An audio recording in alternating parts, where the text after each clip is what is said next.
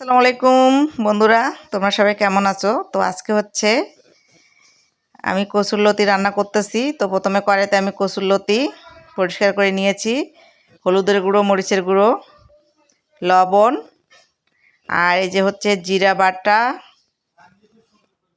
পেঁয়াজ রসুন বাটা দিয়ে দিলাম। তো আজকে বাটাবাটি দিয়েছি। আর এখানে 2 পদের শুটকি নিয়েছি, দিয়ে দিলাম চিংড়ি মাছ আর সুরমা মাছের শুটকি। এরপর হচ্ছে পরিমাণ মতো তেল দিয়ে ভালো করে হাত দিয়ে মেখে নেব। লতির তরকারিটা হচ্ছে এভাবে হাত দিয়ে মেখে নিয়ে রান্না করলে ভালো হয়। তো এখন আমার মেখে নেওয়া হয়ে গিয়েছে। পরিমাণ মতো পানি দিয়ে ঢাকা দিয়ে দিলাম। তো দেখতেই পারছেন লতির তরকারিটা প্রায় হয়ে এসেছে, কালারটা অনেক সুন্দর। তো যেহেতু একদম শুকনো শুকনো করব, তো চতুর্দিকে ঘুরায় ঘুরায় ঝোলটা শুকিয়ে নিচ্ছি। তো আপনারা কে কীভাবে কচুরলতি রান্না করে খান অবশ্যই কমেন্ট বক্সে জানাবেন।